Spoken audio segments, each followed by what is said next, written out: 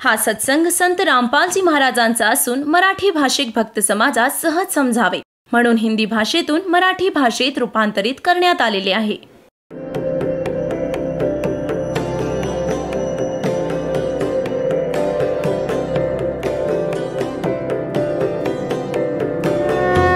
और ज्ञान सब ज्ञान डी कबीर ज्ञान सो ज्ञान और जैसे घोड़ा तोब कायम करता चले मैदान. जगद्गुरु तत्वदर्शी संत रामपालजी महाराजांचे अमृत वचन सर्व पवित्र धर्मांच्या व पवित्र शास्त्रांच्या आधारावर. तर त्यावेळी परमात्मा तर अंतर्यामी आहे, त्यांना तर सगळ्यांची बातमी माहीतच असते काय काय गोष्ट झाली होती. तेव्हा परमात्म्याने म्हटले की सुदर्शनजी रूपात की भीम, ज्या दिवशी तू आधी आला होतास तेव्हा म्हणत होतास एकाला मारले तर 20 मरत होते, माझ्यात ताकद आहे. तुझ्यासारखे ताकदवान तर खूप झालेत, तू तर पासंगाला पण नाहीस बाबा. ज्या दिवशी तू इथे आला होतास आणि त्या तलावात स्नान करून आला होतास, कुठे म्हटला हो त्या तो तलाव सांग कोणता होता? ती कुंभकर्णाची खोपडी होती, इथली वरची वाटीसारखी जी तिथे पडली होती आणि पाण्याने भरलेली होती खूप वर्षांपासून. ते स्वच्छ पाणी आहे त्यात. तो तर कुंभकर्णाचा हा इतका हिस्सा होता, ही खोपडी हा वाटीसारखा. बाकी किती असेल विचार कर पैलवान, तुझी काय अवकाद आहे त्याच्यासमोर. त्या तलावात तर तुझे पाय टेकत नव्हते त्याच्या खोपडीत. तो किती ताकदवान आणि किती बलशाली असेल. आता तर सगळं खरं म्हणत होता हाजी असेल अवश्य असेल. जेव्हा सांगितलं तेव्हा तर ऐकत नव्हता तो. तर पुण्यात्म्यांनो, तुम्ही बघा विचार करून, या गोष्टीत आपल्याला नाही यायचं. संसाराची ही कोणती अमुक ताकद ही आहे, ही बकवास आहे सगळी. ताकद तर एकच आहे मालकांची, त्यानंतर सगळं खोटं आहे. सतलोकाला गेलो तर आपलं कल्याण आहे, नाहीतर इथे बट्ट्या बोळ होऊन राहील असाच असंख्य जन्मांपर्यंत. तर परमात्मा म्हणाले ठीक आहे पैलवान, आता चलूया तुमच्या तिथे भंडाऱ्यामध्ये. असे कर, हे माझ्या खुंटीवर एका लाकडावर परमात्म्याची माळ होती, त्या सुदर्शनजींची, ती मण्यांची माळ ज्याने भजन करतात मंत्र करतात, लाकडाच्या मण्याची. म्हणू लागले ही माळ काढ, मी घेऊन येईन. भीम गेला पटापट, कारण की आज्ञाकारी झाला होता तो तर, की असा महापुरुष आहे आमचे काम होईल. माळ काढू लागला तर भीमाने सगळी ताकद लावली आणि त्याला घाम आला आणि लाजेने जशीच्या तशी सोडून आला. तर परमेश्वर म्हणू लागले की पैलवान, अरे दे लवकर जायचंय. बोलला नाही, एकटा येऊन उभा राहिला. महाराज मला नाही काढतायत. परमेश्वराने असा केला होता हात, तर ती आपोआप उतरून त्यांच्या हातात आली.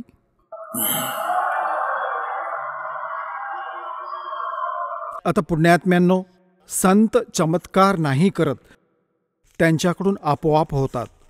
आणि हे जर थोडेसे मालकांनी नसतं केलं, जर असं नसतं केलं तर भीम याचा थोडाफार भ्रम तसाच राहिला असता. तर तो एक ट्रेलर दाखवला होता परमात्म्याने, कारण की यांचे मन दृढ राहील तिथपर्यंत त्यांचा संयम राहील. आणि मग मालकांची वेशभूषा कशी होती? जंगलात राहणारे फाटलेले जुने पुराणे कपडे, धोतर लपेटून घेतले होते वरती, कपडे वगैरे असतच नव्हते. आणि पायात वाहना फाटलेल्या, म्हणजे जसे खूप दिवसात स्नान नाही केले, गावात तर असेच राहतात, अशा वेशभूषेत बसले होते दाता. केस वाढलेले, छोटी छोटी दाढी वाढलेली. तर घेऊन जाऊ लागले रथात बसवून. आणि तिथे बसलेले 33 कोटी देवता, 88,000 ऋषी, 12 कोटी ब्राह्मण, नवनाथ, 84 सिद्ध. आणि सगळे जेव्हा त्यांनी पाहिले की हे संत घेऊन आले आहेत हे, आणि याने म्हणतात यांचा हा शंख वाजेल, तर सगळे जे उपस्थित होते ते सगळे देवता वगैरे ते काय म्हणत होते आपापसात की यांची पापच जास्त आहेत बाबा, ही तर यांना भोगावीच लागतील, अशी थोडीच ठीक होतील. म्हणजे आपल्यावर दोष कोणी नाही घेत की आमची ताकद नाही याला ठीक करायची. आमचा तर अभिमान आहे हा. तर जेव्हा त्याला घेऊन आले तर सगळे आपले उपरणे तोंडावर ठेवून हसत आहेत की हा वाजवेल यांचा शंख, हा पण भ्रम मिटेल यांचा. आता श्रीकृष्णजींनी द्रौपदीजीला म्हटले की द्रौपदी ताई, हा महापुरुष आहे ज्याने तुमचं काम होईल. नाहीतर तसा तर दुःखी होता सर्व परिवार. काम जसेच्या तसे, पैसे सगळे खर्च झाले आणि संकट निवारण झाले नाही. हे 3 तापांचे कष्ट पण नाही संपले. प्रेतबाधा होती धर्मदास त्या धर्मराज युधिष्ठिराला, ती पण यांच्याकडून नाही संपली. तर द्रौपदीला म्हटले ताई असे कर. श्रीकृष्णजींनी म्हटले ताई मस्त जेवण बनव. हा महात्मा भाकरी खाईल, भोजन खाईल, तर शंख तुमचे काम पूर्ण होईल. आता पुण्यात्म्यांनो, अशा स्थितीत आणि स्नान करून स्वच्छ पद्धतीने चांगले एक आयटम द्रौपदीने आपल्या हाताने बनवले. कदाचित कोण्या नोकरांनी चूक केली तर, आणि महात्म्याला स्वादिष्ट नाही लागले. कारण की ऋषी तर असेच असतात. हे ऋषी लोक होते हे तर असं समजा सर्प होते, सर्प विषारी. त्यांच्या सेवेत थोडीशी कमी राहिली तर शाप देत असत. पुण्य तर दूरची गोष्ट आहे, पाप तर पहिले देतात. परंतु साधू संत कधी शाप नाही देत. साधू संत शाप नाही देत, हे तर नकली लोक देतात. तर द्रौपदीने भोजन बनवले की मी बनवीन, कुठे कोणती त्रुटी नको राहायला. कोणत्या मीठ मसाल्यात, बनवण्यात, बनवून भोजन वेगवेगळे आयटम, जिलेबी वेगळी, कचोरी वेगळी, भजी वेगळी, लाडू, दही, वडे, हलवा, पुरी, कचोरी सगळे बनवून मोठ्या थाळीत वाट्यांमध्ये घालून आणि महात्माजींच्या समोर स्वतः वाढले. आता परमात्म्याने काय केले, वाटी तर वेगळी ठेवली, वेगवेगळी, त्यातून थोडे थोडे भोजन वाढून घेतले. सगळे आयटम घेतले थोडे थोडे. बाबा मेहनत केली आहे मुलीने, आणि थोडे थोडे इतके सगळे घालून थाळीत एकत्र करू लागला. आता द्रौपदीने विचार केला होता की महात्मा कंदमुळं खाणारा, जंगलात राहणारा, असे भोजन बनवले आहे, खाईल आणि बोटं चाटेल आणि 100 जागी माझा महिमा सांगेल की भोजन बनवलं द्रौपदीने, की बाबा असं भोजन ऐकलंच नाही, पाहिले पण नाही इतके स्वादिष्ट. आता तिने बनवले याच दृष्टिकोनातून होते. सगळ्या बहिणींची हीच एक टेंडन्सी असते की अतिथी आले तर कोणती माझ्या बनवलेल्या भोजनात त्रुटी नको राहायला. कुठे हे बाहेर जाऊन मला नावे ठेवतील की अशी बहीण होती, तिला काही भोजन पण नाही बनवता आले. तर आपल्या सामर्थ्याने चांगले भोजन बनवते. हेच द्रौपदीने केले. जेव्हा तिने पाहिले द्रौपदीने की याने तर सगळेच काम बिघडवले, सर्व पदार्थांची सरमिसळ केली, सारे एकत्र केले, चवच नाही घेतली कोणत्या पदार्थाची, आणि मी 2 तास चुलीपाशी धुरात डोळे फोडून घेतले. लाकडाने चुलीवर तर बनतातच आयटम. तर मनातल्या मनात खूप वाईट साईट म्हटले महापुरुषाच्यासाठी की जैसी शकल वैसी अकल. क्षुद्राचा क्षुद्रच राहिला, याला खायचे पण नाही माहीत. हा कसला शंख वाजवणार, कसे हा काम पूर्ण करणार. हे मन मोठं दुष्ट आहे, 1 मिनिटात काम बिघडवतं. आता ते तर अंतर्यामी होते. आता द्रौपदीमध्ये काय बकवास भरली आहे. अहंकार होता तिच्यात की मी राजाची राणी, स्वतः भोजन बनवलं, आणि आज याने हे काय केलं, काही खाण्याचं पण नाही माहीत याला. माझं एकदा पण कौतुक नाही केलं. परमात्मा अंतर्यामी होते. आता तिच्यात हवा भरली होती, अहंकार होता. जोपर्यंत अहंकार आहे भगवान मदत करणार नाही. तिचा तो अहंकार तोडायचा होता, तिचे बल तोडायचे होते. जी मगरुरी राहिली होती थोडीफार, बल, तिरसटपणा राहिला होता, तिरसटपणा काढायचा होता द्रौपदीचा. परमात्म्याने काय केले, जितके पण व्यंजन थोडे थोडे एकत्र पदार्थ मिसळले होते, एकत्र करून 1 वेळा खाल्ले. जो शंख ठेवला होता जरासुद्धा हलत नव्हता त्याने. एकदा आवाज केला आणि बंद झाला. सगळ्यांचं लक्ष गेलं. आनंदाची लाट पसरली की हो हो हो झाले काम. दुसऱ्यांदा परत खाल्ले, दुसऱ्यांदा परत शंखाने आवाज केला, परत बंद झाला. 5 घासात त्याने सगळे पदार्थ खाल्ले जे वाढले होते थाळीत. तर 5च वेळा तो शंख वाजला आणि बंद झाला. परमात्म्याने ती थाळी चाटली आणि साफ करून ठेवली. आता युधिष्ठिरने म्हटले की भगवान, ओहो साध्य झाले हे. परमात्मा कुठे लपला होता हा रुस्तम. ओहो, हे तर परम संत आहेत, तुम्ही खूप दया केलीत, हा तुमचाच आशीर्वाद आहे यावर. श्रीकृष्णजी म्हणाले, माझा आशीर्वाद नाही, हा तर आशीर्वाद कोणा दुसऱ्याचा आहे. तुला ते माहीत नाही. हा आशीर्वाद तर कोणा दुसऱ्याचा आहे, हा तर स्वतःचा आशीर्वाद दिसतो मला. आशीर्वाद नाही आहे याच्याजवळ. तर मग कृष्णजी म्हणाले की बाबा म्हणणे ऐक, हे अजून काम झाले नाही. का नाही झाले? भगवान, काय झाले की हा शंख तर खूप वेळपर्यंत वाजायला हवा होता आणि इतका जोरात आवाज करायला हवा होता की स्वर्गलोकात याचा आवाज जायला हवा होता. अजून काम झाले नाही बाबा. आता हृदय पकडले युधिष्ठिराने की भगवान आता कोणाला आणा बोलवून. श्रीकृष्णजींनी म्हटले की बाबा कोणाला बोलावणं शिल्लक राहिलं नाहीये. हा महापुरुष जो बसलाय ना, हा परमात्मा आहे स्वतःच, असा विचार कर. परमशक्ती आहे हा. आणि याच्या एका केसाबरोबर पण हे 3 लोक नाहीयेत. द्रौपदी, युधिष्ठिर, आपल्या घरात कोणी काही चूक केली आहे बाबा.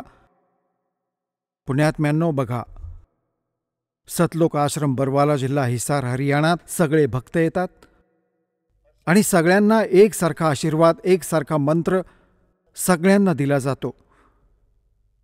एक तर येतो पुढच्या वेळेस म्हणत की मी असा ठीक झालो, मला हा लाभ झाला. दुसरा म्हणतो मी 5 वेळा आलो, मला कोणता लाभ नाही होत आहे. पुण्यात्म्यांनो, जेव्हा पॉवर हाऊस एक आणि त्यातूनच कनेक्शन सगळ्यांना देऊन ठेवलंय, एकाची वीज चालू आहे, पंखा चालू आहे, दुसऱ्याचा नाही चालत, तर तुझा पंखा खराब आहे, त्याला ठीक कर बाबा, चालेल. सतगुरु के दरबार में कमी काहे की ना, हंसा चूक नहीं पावता, तेरी चूक चाकरी मा. आपली त्रुटी ठीक करा.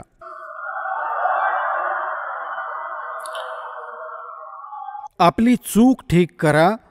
पॉवर तर जशीच्या तशी आहे, तुम्हाला पण लाभ देईल, पण तुमचे हे अगर मगर नाही संपत की हे कसे होऊ शकेल, हे कसे होऊ शकेल.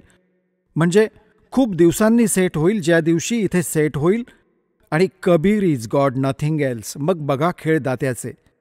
हीच तर गोष्ट बिघडून राहिली आहे. काळाने सगळ्यात पहिल्यांदा हा नाश केला की भगवानाचे नामो निशाण मिटवीन आणि कोणालाही भगवान मानून हे धक्के खावत.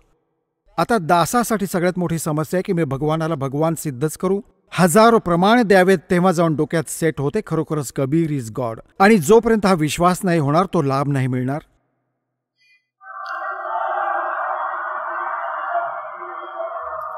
जसं की आता परमात्म्याला जेव्हा भोग चढवतात, एक शब्द ऐकता, मोकू का खोज ढूंढे रे बंदे, मैं तो तेरे पास में, ना तीर्थ में, ना मूर्त में, ना काशी कैलाश में. शेवटी फायनल करतात, कह कबीर सुनो भी साधो, मैं तो हूं विश्वास में और सब श्वासन के श्वास में. जे नाम तुला दिले गेले त्याचा जप कर आणि ज्या दिवशी तुम्हाला हा विश्वास होईल की कबीर इज गॉड, सगळे करू शकतो, मन मानेल तुझे, त्या दिवशी बघ माझे खेळ.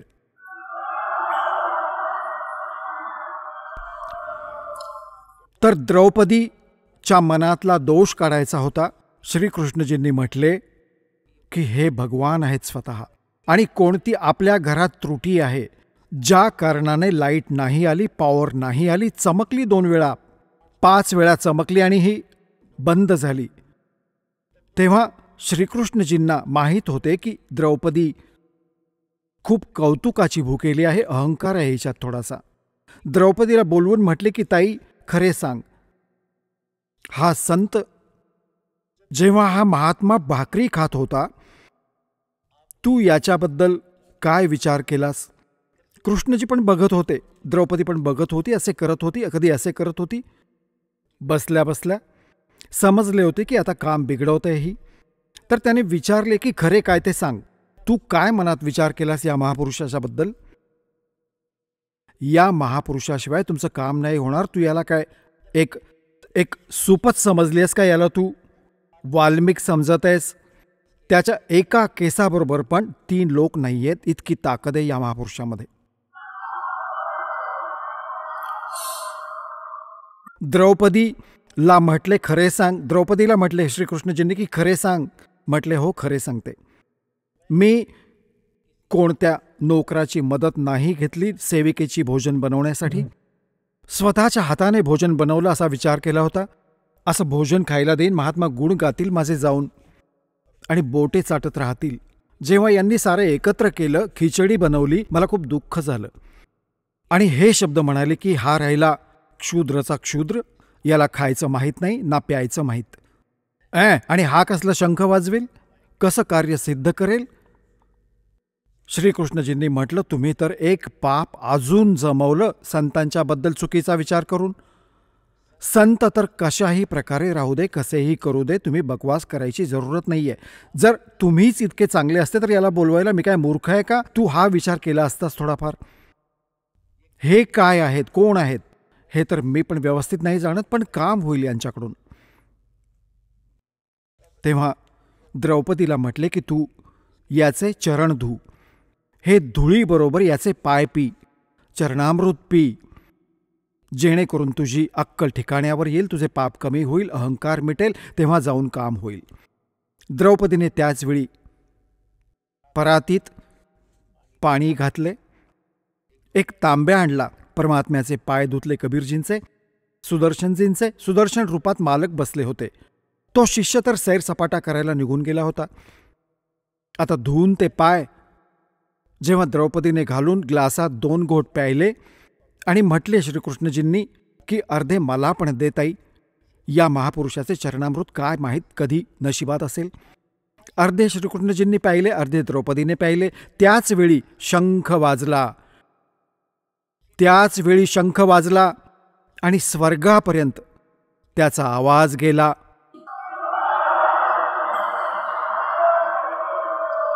पूर्ण पृथ्वीवर फळदार वृक्ष फळांनी लगडून गेले, फुलदार वृक्ष फुलांनी बहरून गेले, पूर्ण वसंतासारखे पसरले त्या पूर्ण पृथ्वीवर. आणि बहार आली त्या परमात्म्याच्या कृपेने. तेव्हा त्यांचे ते 3 तापांचे दुःख दूर झाले. ते 3 ताप पण तेव्हा संपले. ती प्रेतबाधा पण ना श्रीकृष्णाकडून संपली आणि ना साधू ऋषी मुनींकडून संपले. ते संकट पण परमेश्वर कबीरजींच्या त्या शक्तीने, विधीने ते झाले. तर पुण्यात्म्यांनो, इथे जे येता तुम्ही, इथे ती साधना आहे जी सुदर्शनजी करत होते आणि जी भगवान सांगत होते, आणि त्याच साधनेने मालकांनी किती संकटे टाळली होती. तर इथे जी साधना करत आहात, येत आहात, तुमचे हे 3 ताप पण कबीर परमात्मा इथे करेल, या विधीने करेल, सगळे ठीक होतील. त्यावेळी परमात्म्याने 1 तास सत्संग केला उभे राहून आणि ऐकवले की कोट जन्म तर भरमत हो गे, कुछ ना हाथ लग्या रे, कुकर सुकर खरबा बोरे, कौवा हंस बगारे, मन तू चल रे सुख के सागर, जहां शब्द सिंधु रत्नागर. आता हे म्हणणे त्यांच्या गळ्याखाली उतरले नाही, कारण की कोणी ऋषी बनून मिरवत आहे, कोणी देवता बनून बसले आहेत, श्रीकृष्णजी राजा बनून बसले आहेत, युधिष्ठिरजी राजा बनून बसले आहेत. ते गळ्याखाली उतरले नाही यांच्या कोणाच्या, जे भगवान सांगू इच्छित होते की चला त्या लोकात. 4 मुक्ति जा चंपी करती, सतगुरु मिला तो इच्छा मिटे, पद्मल पदे समाना, और चल हंसा उस लोक पठाऊं जो आधर्म अमर स्थाना. 4 मुक्ति जा चंपी करती, माया होरी दासी, दास गरीब अभय पद पर से मिले राम विनाशी. तुम्ही तिथे चला, तिथे कोणत्या गोष्टीचा अभाव नाही. परंतु नाही तयार झाले कोणीही. परमात्मा उठून आले. आता पुण्यात्म्यांनो, तुम कौन राम का जपते जापम, तात कट न ये तीनों तापम. आज दासाकडे ती भक्ती आहे जी भगवानाने सुदर्शनजींना देऊन ठेवली होती. त्याला फक्त आणि 5 नामांचाच मंत्र दिला होता, लास्टमध्ये दिला होता, बिलकुल 2 मंत्र, त्याला अजून 3. अगदी शेवटी जेव्हा पाहिले की कधी काम बिघडणार तर नाही ना, तेव्हा त्याने दिले होते, तेव्हा त्याला पार केले होते. आणि आता भंडारा उघडा, कारण की आपण तर जास्त कर्महीन झालो. आतापासून हे सगळे कर्म करायला लागतील, दानाचे, धर्माचे, यज्ञाचे, सर्व सुमरण. तेव्हा आपण त्या स्थितीत आपली भक्ती येईल. जितके धन आपण तिथून घेऊन आलो होतो भक्तीचे, तितकेच तयार करायला लागेल आपल्याला परत तिथे जाण्यासाठी. आणि त्यासाठी हे मंत्र मौल्यवान तुम्हाला देऊन ठेवलेत. सतनाम पालडे रंग होरी हो, 14 लोक चढाव राम रंग होरी हो. तीन लोक पासेंग धरो रंग होरी हो, तो ना तुला या राम रंग होरी हो. जो सतनामाचा 2 अक्षरांचा मंत्र, ज्यावर हे कोणाला माहीत पण नाही सतनाम काय आहे, तो 2 अक्षरांचा मंत्र, असे अनमोल रत्न, असा अनमोल हिरा तुम्हाला मिळाला आहे. एक वेळचे सुमरण जेव्हा कराल, मर्यादेत राहून आधीन भावाने एक साधू भावात राहाल आणि आपल्या विकारांना सेट करून, म्हणजे सुमरण करायचे आहे खऱ्या मनाने.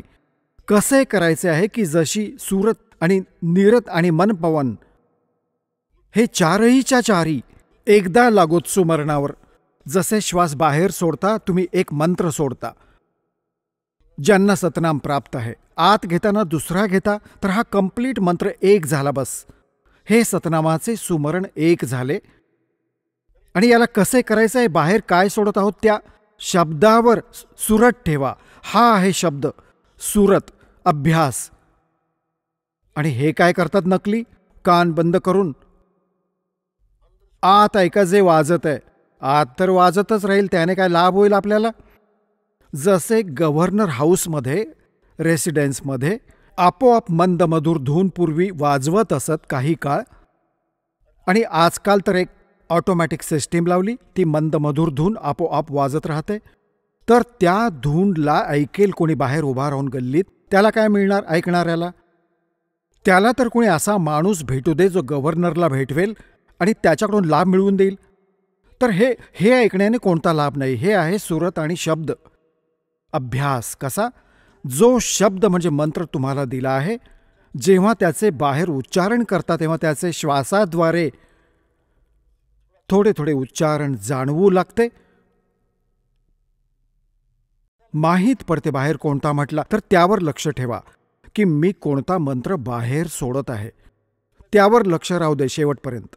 जोपर्यंत दुसरा चालू होईल तर त्यावर लक्ष राहू दे की आत कोणता मंत्र घेत आहे. ही प्रॅक्टिस करायची आहे. याच्या करण्याने जेव्हाही तुम्हाला हवं लगेच सुरू होईल. आणि यावर हे लक्ष पण राहील जेव्हा मन निघून गेले, सुरत निरत आपोआप राहील की कोणता जप करत आहे, कोणाचा आहे हा. इतक्यात या 3-4 गोष्टी एकत्र होतील. आणि असे जेव्हा आत घेता, लक्ष राहू दे आत कोणता मंत्र घेत आहात, सुरत राहू दे त्यावर. तर हा आहे सुरत शब्द अभ्यास. एक परमात्मा सांगतात, एक डाल पे 2 पक्षी बैठे, एक गुरु एक चेला रे, चेला तो चंचल है भाई, गुरु निरंतर खेला रे. मग परमात्मा उत्तर देतात की इस पद का वो भेद बताओ, कौन गुरु कौन चेला रे.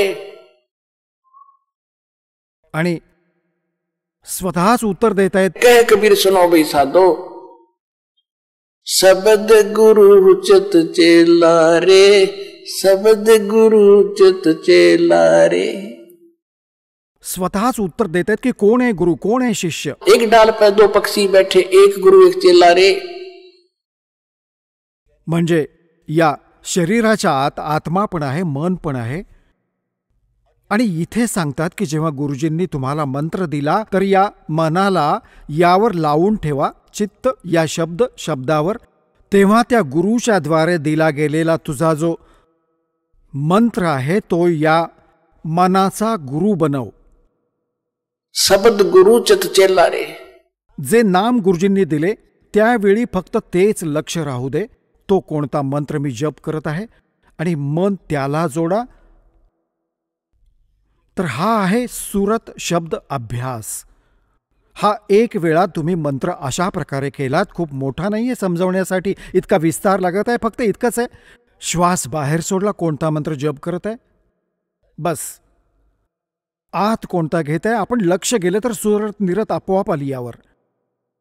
हा एक मंत्र बनला तुमचा अनमोल. तुमच्या खजिन्यात, भगवानाच्या दरबारात, तुमच्या अकाउंटमध्ये जमा झाला. हा याची किती किंमत आहे. आणि तुम्ही दिवसभरात माहीत नाही 1000 करा, 2000 करा, 500 करा, चालूच राहते. आणि किती किंमत होईल, तुमच्याकडे किती धन असेल त्या मालकांच्या दरबारात जाण्यासाठी. म्हणतात सतनाम.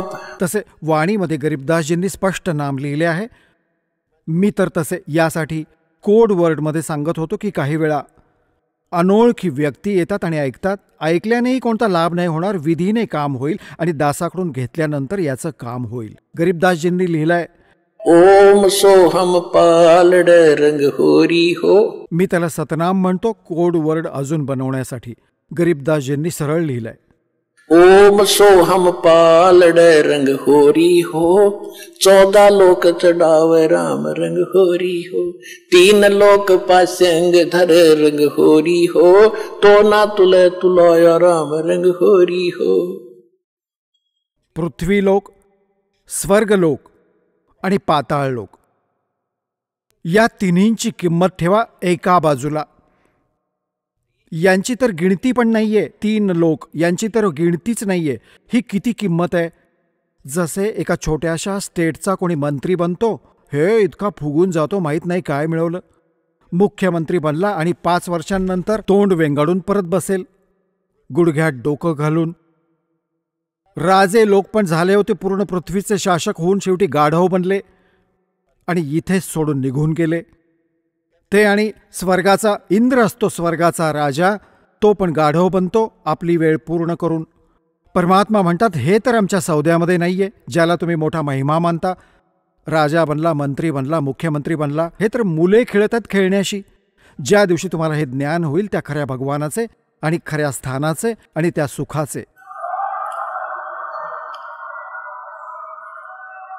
तर काय सांगतात परमात्मा की 14 लोक चढ़ावे.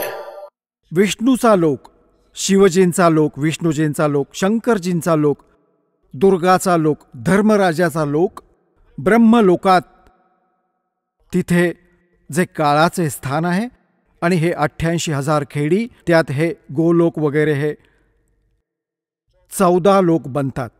म्हणतात या 14 लोकांची किंमत ठेवा, म्हणजे पूर्ण ब्रह्मांडाला ठेवा एका बाजूला. आणि हे 3 लोक पृथ्वी स्वर्ग पाताळ हे तर पासंग, त्यांचं हे तर सौद्यातच नाहीत. इतकी किंमत आहे या एका मंत्राची. पासंग कशाला म्हणत होते, कारण की आजकालची मुलं त्या व्यवहारातून निघून गेली आहेत. पूर्वी दासाचा जन्म होता शेतकरी परिवारात, जाट परिवार. आमच्या वडिलांकडे हे शेठ लोक, व्यापारी लोक गहू, बाजरी, ज्वारी, गूळ हे खरेदी करायला येत असत. तेव्हा वडील म्हणायचे की आधी हा आपला तराजू आहे ना, तुझी ही तागडी, याला तपास, यात एरर नको, पासंग नको. पासंग म्हणजे एरर, त्याला ठीक कर. तर तो दाखवायचा, त्यात कोणती त्रुटी असायची तर जसे गहू मोजायचे तर गव्हाने 10-20 दाणे घेऊन दुसऱ्या साईडमध्ये घालायचे, तो एरर संपून जायचा. तर त्याला पासंग म्हणायचे की इतका पासंग झाला यामध्ये. म्हणजे 2 ग्रॅम, 4 ग्रॅम, 5 ग्रॅम जे गहू ठेवले होते ते पासंग होते. पासंग ते सौद्यामध्ये नव्हते. सौदा तर दुसरीकडे ठेवलाय, शेकडो मन सौदा तर त्यातून करायचा आहे, तोलून तोलून. ते तर पासंग पकडले, ते सौद्यात नाहीत. तर इथे सांगू इच्छितात की सतनाम पालड रंग होरी हो. एका बाजूला सतनामाची किंमत तराजूत ठेवली और 14 लोक चढ़ावे. दुसऱ्या साईडमध्ये 14 लोकांची किंमत ठेवली आणि 3 लोक तर पासंग आहेत एका साईडमध्ये. त्या तराजूमध्ये पडून राहू दे, त्याचा उपयोगच नाहीये. आणि तो ना तुले तुलाया राम रंग होरी हो.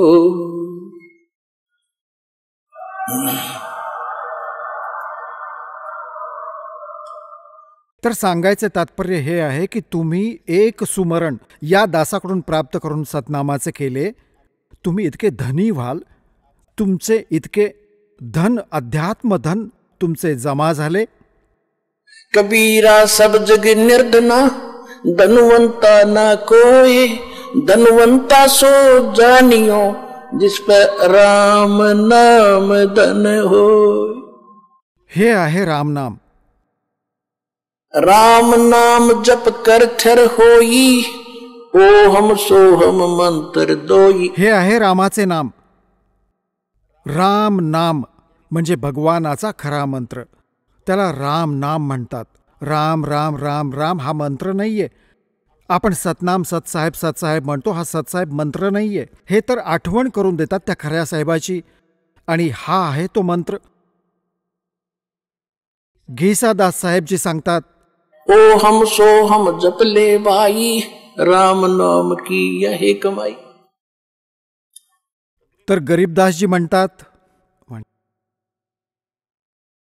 ओम सोहम जप कर थर होई। थर म्हणजे त्या स्थानावर जाल, स्थायी होऊन जाल जे कधी परतून नाही येत. आणि ओम सोहम मंत्र राम ना, ओम सोहम मंत्र दोई, ओम सोहम मंत्र दोई, हेच 2 मंत्र आहेत. राम नाम जप कर थर होई। हे आहे रामाचे नाव ज्याचा जप करायचा आहे.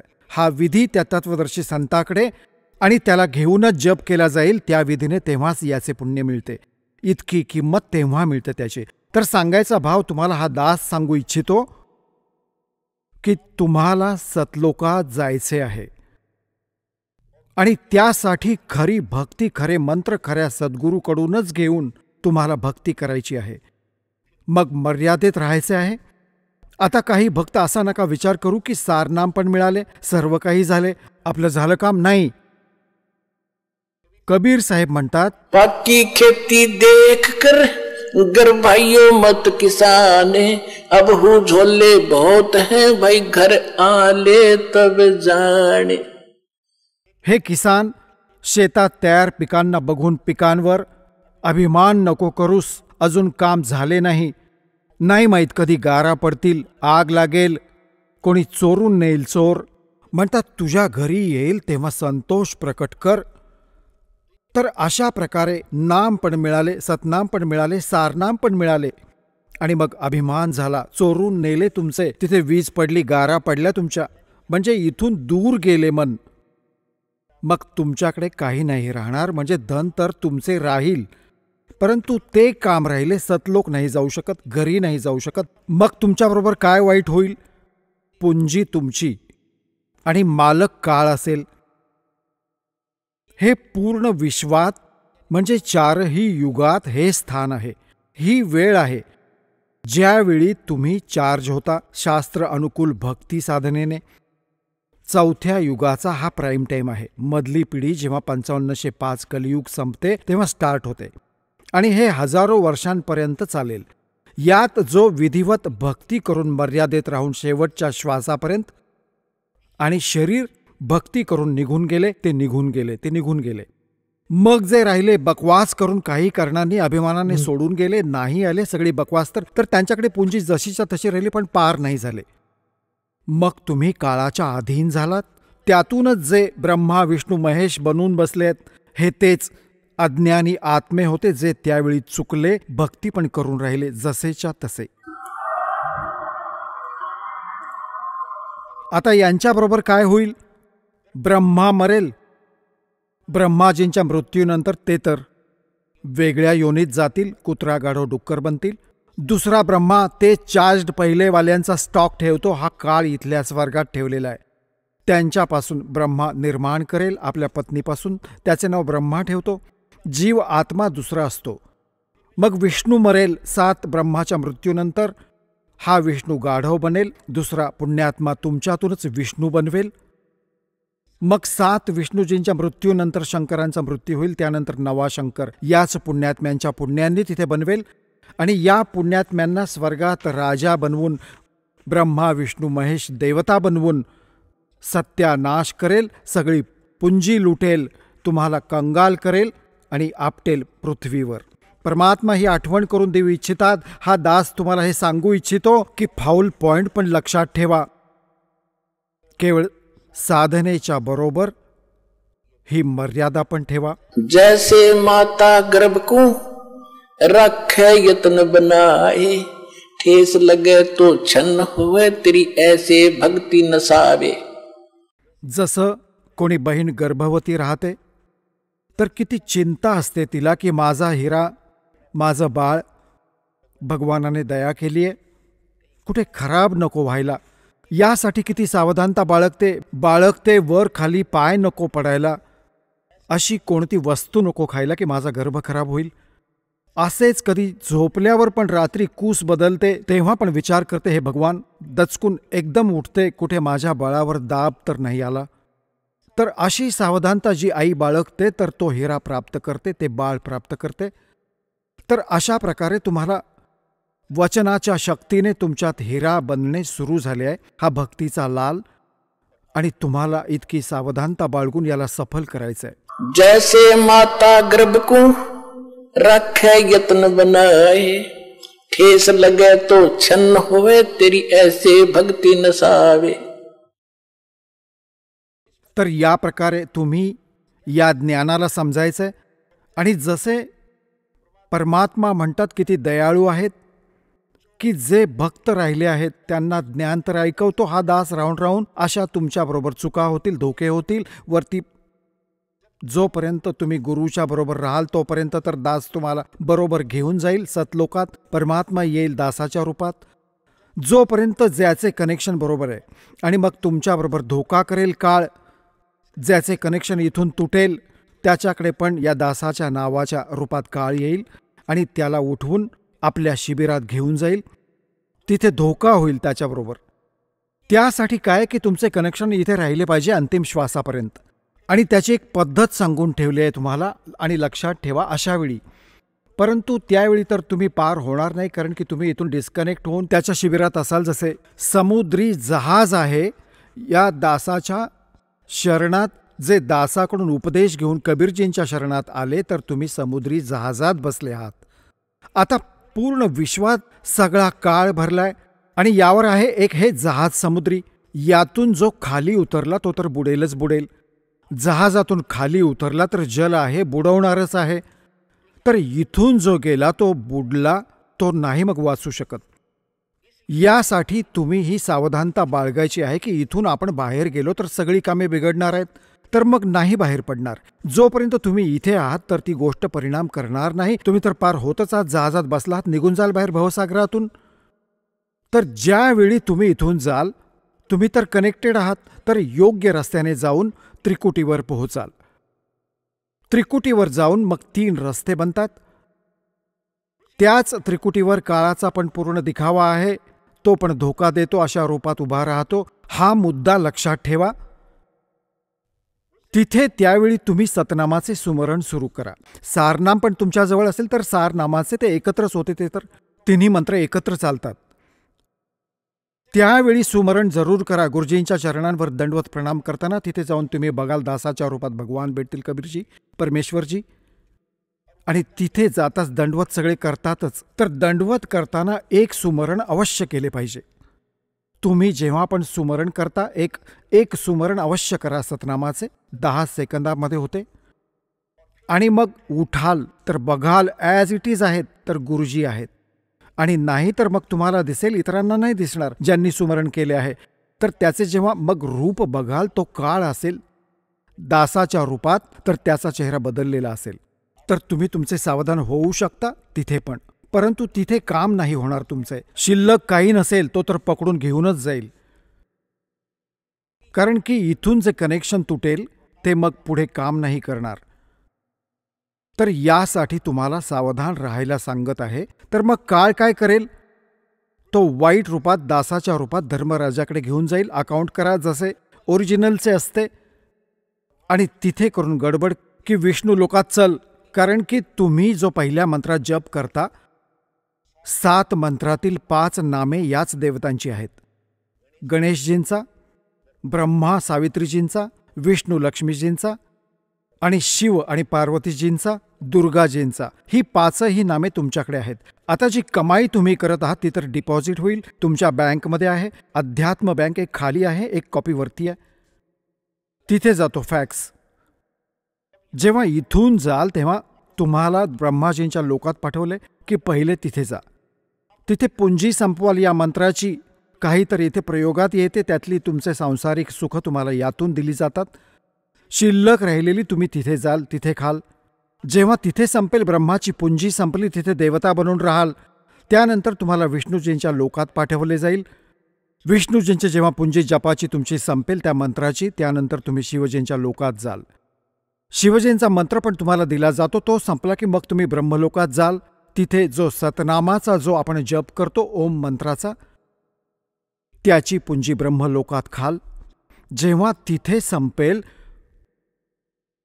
मग त्या काळाने काय करून ठेवलंय ब्रह्मलोकात, अलखलोक, अलखलोक, सतलोक, अलख लोक, अगम लोक आणि अनामी लोक नकली बनवून ठेवलेत. त्या दुसऱ्या मंत्राच्या सतनामाची आणि वरच्या लोकात तुमच्या पुंजीचा नाश करेल आणि सार नामाचे पण तेच तुमचे खराब करण्याची चेष्टा करेल. तर परमात्मा म्हणतात की जर अरे भल्या माणसा, तुला त्यावेळी पण माझी आठवण आली, हे ज्ञान जे दास तुम्हाला देत आहे. काय सांगत आहे की असा धोका नका करू, खूप मोठे कपट होईल तुमच्याबरोबर. तुम्ही इथून देवता बनून जाल, पुंजी तुमची असेल, कमिशन यांचे असेल, ब्रह्मा विष्णू महेशचं, त्यांच्या हॉटेलमध्ये राहाल, सगळे थाट देतील, परंतु पुण्य तुमचे असतील आणि भक्ती कमावलेली नष्ट तुमची होत राहील. तर परमात्मा म्हणतात तुम्हाला जरी तिथे जाऊन पण आठवण आली माझी, शिवमंडल ब्रह्मापुरी चाहे विष्णु लोक में हो, हमरे गुण भूल नहीं तो आन छुटाऊं तो.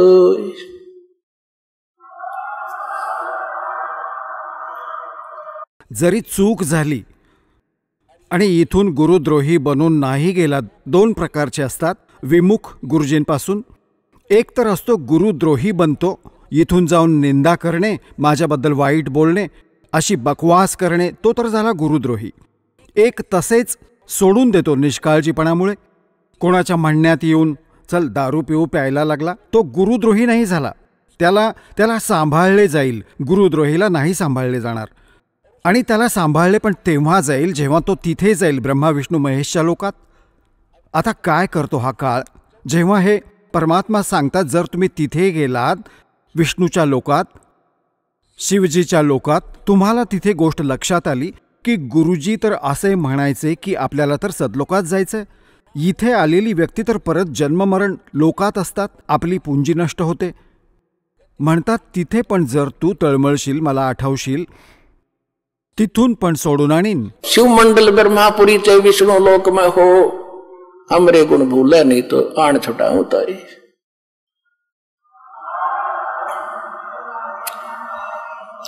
आता पुण्यात्म्यांनो बघा, त्याने तर सोडवले, परमात्मा निघून गेले, दयाळू आहेत, त्यांच्यापुढे कोणाची हिंमत सोड बाबा यांना. परंतु आता तुम्हाला कुठे घेऊन जातील ते? परमात्म्याने एका ब्रह्मांडात एक मिनी सतलोक बनवून ठेवलाय.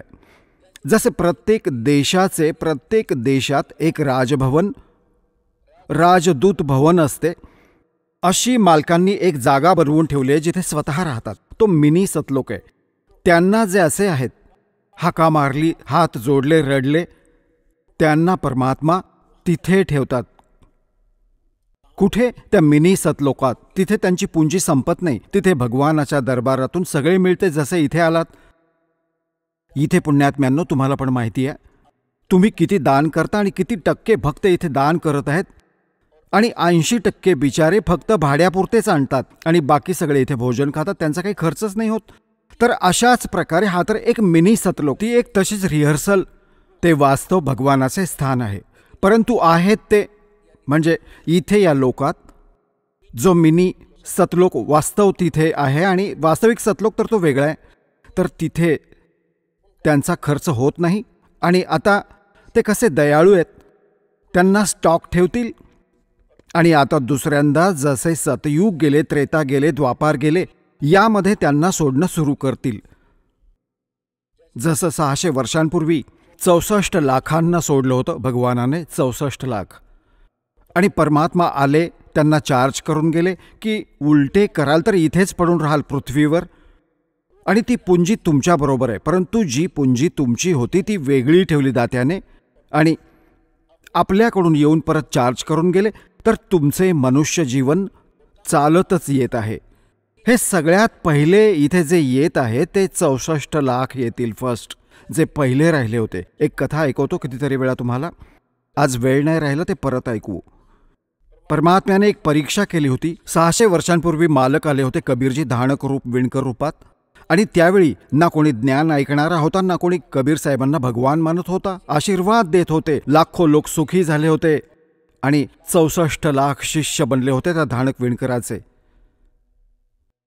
आणि त्यावेळी मग तुम्हाला चार्ज करून गेले. केवळ प्रथम 5 ते 5 नाम देत असत पहिल्या मंत्राचे. दोन पण देत नव्हते त्यावेळी. सतला फर्स्ट अँड लास्ट देत नव्हते, फक्त मधले 5 नाम हे देऊन गेले. आणि तसे भक्ती करत राहिले, जन्म घेत राहिले, मरत राहिले, जन्म घेत राहिले, मरत राहिले.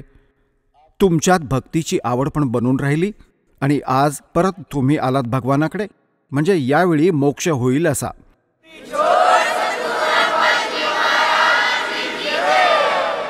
चला आता आपण त्या श्रद्धाळूंचे अनुभव जाणून घेऊयात ज्यांनी जगद्गुरु तत्वदर्शी संत रामपालजी महाराजांकडून नामदीक्षा प्राप्त केलेली आहे, तसेच त्यांच्याद्वारे सांगितलेल्या भक्ती मार्गावर चालत आहेत. नमस्कार सतसाहेब. आपलं नाव? रजनी उत्तम जिरे. आपण कुठून आलात? दिघेगाव, पुणे 15, महाराष्ट्र. आपला व्यवसाय काय आहे? व्यवसाय गृहिणी. संत रामपालजी महाराजांची गुरुदीक्षा आपण कधी घेतली? 26/11/2017. संत रामपालजी महाराजांची गुरुदीक्षा घेण्या अगोदर आपण व आपला परिवार कोणती भक्ती साधना करत होतात? मी लग्नाच्या आधीच एकमुखी दत्ताची भक्ती करत होती. त्याच्यानंतर सासरी आल्यावर शिव आणि शक्तीची भक्ती करायला लागली. शिव आणि शक्तीची भक्ती खूप केली मी. 16 सोमवार धरले, उपाशी राहायची दिवस. देवीचे घट बसवायची, देवीची पूजा करायची. हे दोघं शिव आणि शक्तीची पूजा एकसारखीच करत होते मी. त्याच्यामुळे मला ना थोडी सिद्धी प्राप्त झाली. आणि मी जे बोलले ते खरे व्हायचे. असे बरेच लोकांना गुण यायला लागले. कोणी आजारी आलं तर त्याला मी साधा आपलं भस्म लावलं शंकराचं तरी फरक पडून जायचा. आणि देवीचा हळदी कुंकू दिला तर त्यांचं म्हणजे कोर्ट कचेरीची कामं पण होत होती.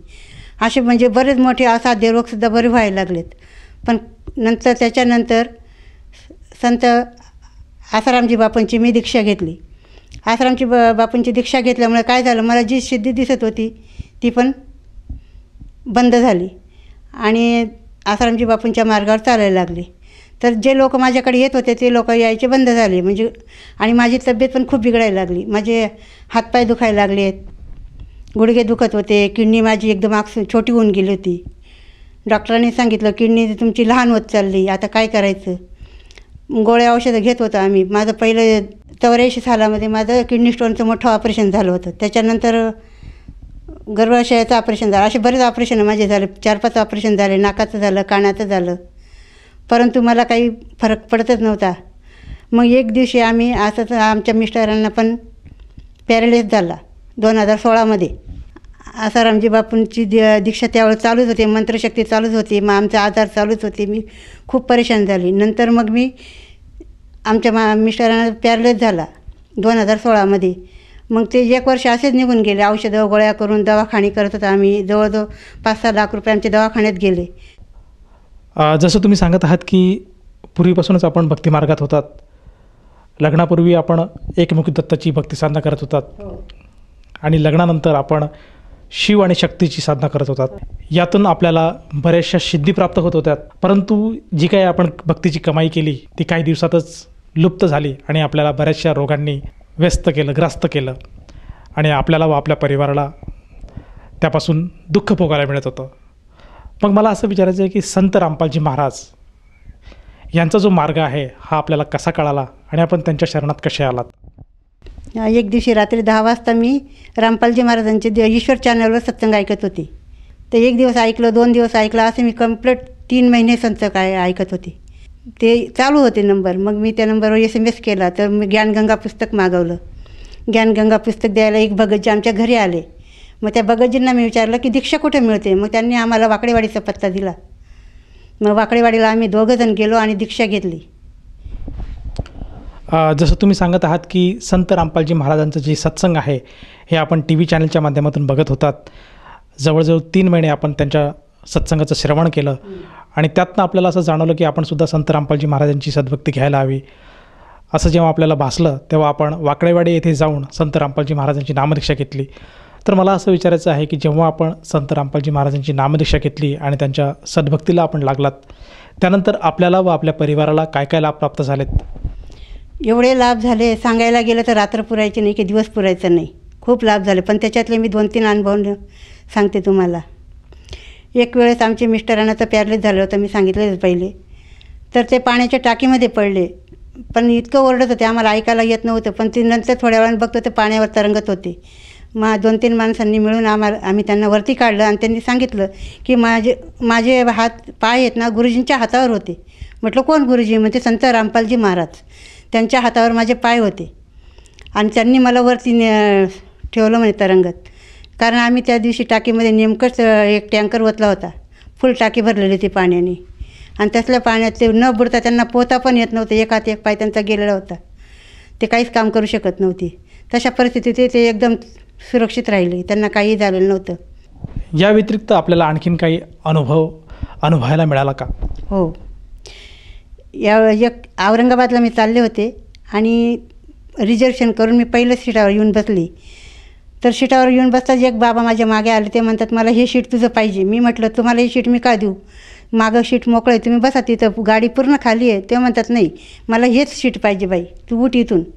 म्हटलं बरं बाबा तुम्ही बसा. मी 3 नंबरच्या सीटावर जाऊन बसले आणि आपलं रामपालजी महाराजांचं सत्संग ऐकायला सुरुवात केली. कानामध्ये ते हेडफोन घातल्यामुळे मला काय झालं ते कळलं नाही. पुढे थोड्या वेळाने ते सत्संग संपल्यावर मी बघते वरती मान करून, तर ते सीट आहे ना दरवाजामध्ये पालथं पडलेलं होतं.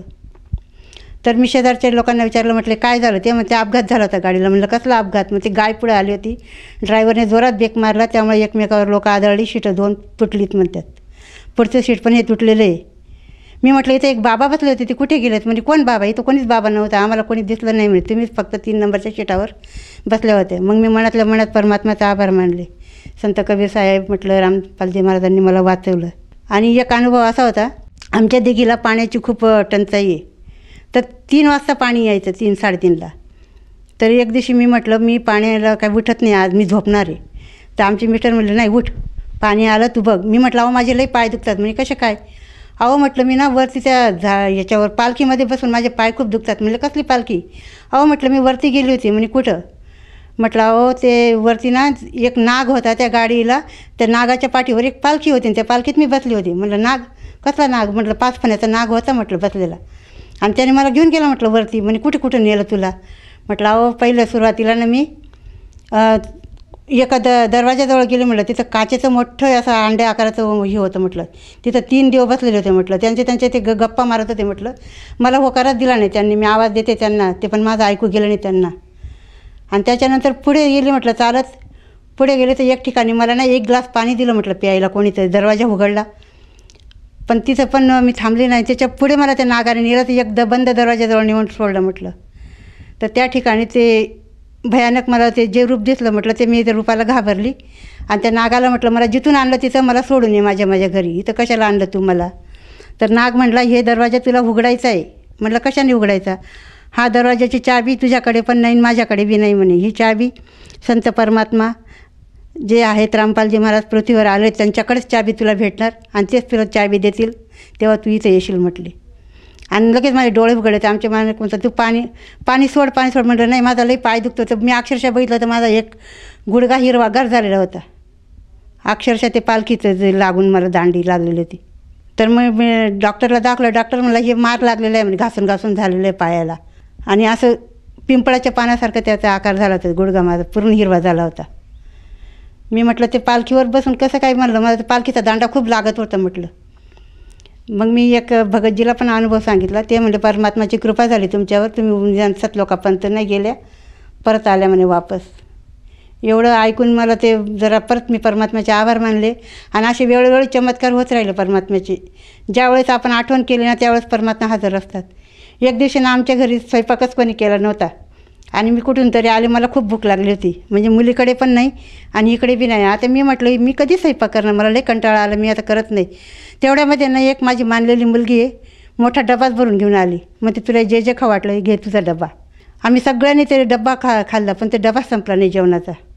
मग नंतर 3ऱ्या दिवशी मी त्या माझ्या मुलीला विचारलं, मानलेल्या मुलीला, म्हणजे तू मला डबा पाठवला, तुझा डबा घेऊन जा. ती म्हणते मी कधी डबा पाठवला, मी तर ते मालेगावला गेली होती, तुला डबा कशाला देऊ म्हणे, माझ्याच घरी कोण नव्हतं म्हणे, आम्ही आत्ताच आलो मालेगाववरून. म्हटलं नाही हा डबा बघ तुझंच नाव आहे याच्यावर. ती पण आश्चर्यचकित झाली की हे तुझ्या परमात्म्यानेच केलं असेल तुला म्हणे, तू उपाशी होती ना दिवसभर त्याच्यामुळे तुला ते परमात्म्याने कृपा केली खूप. असे बरेच चमत्कार झालेत. ज्या दिवशी परमात्मा माझ्या असे समोर उभे राहिले का त्या दिवशी काहीतरी चमत्कार घडतोच. आणि अजून एक चमत्कार असा झाला, पाहुणे आले होते, त्याच्यामध्ये एक लहान बाळ आलं होतं, 2 वर्षाचं होतं ते बाळ. ते खूप रडत होतं. त्याने काय बघितलं, म्हणजे आमच्या घरामध्ये द्राक्ष होती पण थोडी होती ती, तर मोठ्या मुलांनी खाऊन घेतली आणि ते मुलगा तसाच राहिला. त्याला 2च मिळाले. तो म्हणतो मला अजून जाम पाहिजे. मला याला अजून जाम कुठून आणायचे, तो द्राक्षीला जाम म्हणत होता. म्हणलं इथं जाम मिळत नाही. मग आम्ही जरा त्याच्यावर चिडलो आणि बाजूला बसलो. मी परमात्माला म्हणलं अतिथी देवो भव असं म्हणतात, पण अतिथीच उपाशी राहिला. आज रडतोय म्हणलं लहान बाळ, 2 वर्षाचा बाळ आपल्याकडे रडून राहिला, पण त्याची इच्छा पूर्ण करू शकत नाही. म्हटलं अख्ख्या गावात द्राक्ष का बरं भेटून नाही राहिलेत. सगळं म्हणणं पाठवलं कुठं तरी भेटलं नाही. पोरगं झोपलात. रात्री 3 वाजता आम्ही पाणी आलं, पाणी सोडायला उठले तर बघते तर काय, मुलाच्या हातामध्ये द्राक्ष होती हिरवीगार. त्याला म्हणलं बाळा तू कुठून आणले. म्हणते मला ह्या बाबांनी द्राक्ष दिले. म्हणतो कोणता बाबा. ते फोटोमध्ये हात दाखवून सांगत होता की या बाबांनी मला द्राक्ष दिले. ते बाबा दुसरे कोणी नसून रामपालजी महाराजांचाच फोटो होता तो. आणि मग आम्ही म्हटलं बाळा मला 1 द्राक्ष दे ना. तो म्हणतो नाही मी तुला देत नाही, तू या बाबाकडून घे. बाबाकडे मोठी टोपली भरून द्राक्ष आहेत. मी म्हटलं नाही तूच दे. मला नाही मी देत नाही म्हणे, तुला बाबाकडून घे. म्हटलं ठीक आहे. मग ते द्राक्ष मी काही त्याने दिले नाही मला. मी आपले पाणी सोडायला निघून गेली आणि थोड्या वेळा येऊन बघते ते 1 द्राक्ष मला त्या कॉटवर दिसलं. मी हळूच उचललं आणि आपलं फ्रीजमध्ये ठेवून दिलं आणि ठेवल्यानंतर मी विसरली. 1 महिन्यानं द्राक्ष काढलं, तसं हिरवगार होतं. जसं तुम्ही सांगत आहात की संत रामपालजी महाराजांच्या शरणात आल्यानंतर आणि त्यांच्याकडनं जे काही नामदीक्षा आपण घेतल्यानंतर आपल्याला व आपल्या परिवाराला बरेचसे अनुभव पाहावयास मिळाले. तर ह्या अनुषंगाने आपण भगत समाजाला काय संदेश द्याल. भगत समाजाला मी हा संदेश देणार आहे की तुम्ही अजूनही झोपेतनं जागे व्हा, परमात्म्याला शरण जा. परमात्मा म्हणजे दुसरे कोणी, संत कबीराचा अवतार संत रामपालजी महाराज पृथ्वीवर आलेले आहेत. तुम्ही त्यांची दीक्षा घेऊ शकता आणि त्यांच्या अनेक असे चॅनलवर त्यांचा सत्संग येतं, तिथं तुम्ही संपर्क साधून दीक्षा घेऊ शकता. आणि मी माझ्या खानदेशी मायबहिणींना अशी सांगत आहे, माझ्या खानदेशी मायबहिणीसन तुमले म्हणे अशी विनंती शे की तुम्ही संत रामपालजी महाराजले शरण जा आणि जे काही तुम्ही धरी राहणार ती सेवा काही तुम्ही करू नका. ती सेवा मग तुमले काहीच लाभ भेटणार नाही. ती सेवा म्हणजे तुमले काळकडे लई जाणार शे आणि तुमले जर मोक्ष पाना होई आणि जर आटलं स्वर्ग नसू तुमले जर लिहिणं होई तर संत रामपालजी महाराजले शरण जा आणि त्यासनी दीक्षा लिहा. आणि आता सगळीकडे पुस्तक सेवा चालू होई जाईल शे, पिंपळनेरपर्यंत सेवा येईल शे. सामोड्याने म्हणा माय बहिणीश्वर 40 गाव पाठवून दे, जळगाव धुळे पिंपळनेर सगळीतलं सांगणं शे. म्हणा भाऊसले बी सांगणं शे की तुम्ही हाही सेवा अवश्य द्या आणि संत रामपालजी महाराजसारखा दुसरा गुरुच कोणी नाही शे. त्यामुळे तुम्ही माय बहिणीश्वर म्हणजे तुमले अशी विनंती शे की तुम्ही संत रामपालजी महाराजले शरण जा आणि त्यासनी दीक्षा तुम्ही लिहा आणि तुम्ही जीवनमध्ये तुमले लाभ लेना होई तर संत रामपालजी महाराजले शरण जा. बंदी छोड सद्गुरू रामपालजी महाराज की जय. जसं तुम्ही सांगत आहात की आज प्रत्येक मनुष्याने संत रामपालजी महाराजांचं ज्ञान समजून घ्यायला हवं आणि त्यांच्याकडनं नामोपदेश घेऊन आपल्या जीवनाचं कल्याण करायला हवं. तर या अनुषंगाने जर एखाद्या साधकाला असं जाणवलं की आपणसुद्धा संत रामपालजी महाराजांची नामदीक्षा घ्यावी तर तो व्यक्ती किंवा तो साधक संत रामपालजी महाराजांची नामदीक्षा कशी घेऊ शकेल. तुम्ही संत रामपालजी महाराजांची दीक्षा जर तुम्हाला घ्यायची असेल तर TV चॅनलवर त्यांचे सत्संग येतात आणि खाली जी पट्टी चालते त्याच्यावर संपर्क नंबर असतात आणि त्या नंबरवर फोन करून तुम्ही संपर्क साधू शकता आणि दीक्षा घेऊ शकता. जसं तुम्ही सांगत आहात की संत रामपालजी महाराजांचे नामदान केंद्र आज महाराष्ट्रामध्ये प्रत्येक जिल्ह्यामध्ये उपलब्ध आहे आणि ज्या कोणा साधकाला संत रामपालजी महाराजांची नामदीक्षा घ्यायची असेल तो साधक त्या ठिकाणी जाऊन नामदीक्षा घेऊ शकेल. तर मला असं विचारायचं आहे की या नामदीक्षेसाठी किंवा या नामदीक्षेपोटी त्या साधकाला किती पैसे मोजावे लागतात. साधकाला काही पैसे द्यायची गरज नाही आणि पैसे पण कोणी घेत नाही. तिथंच रामपालजी महाराजांच्या तिथं सगळं काही फ्रीमध्ये आहे. धन्यवाद सतसाहेब.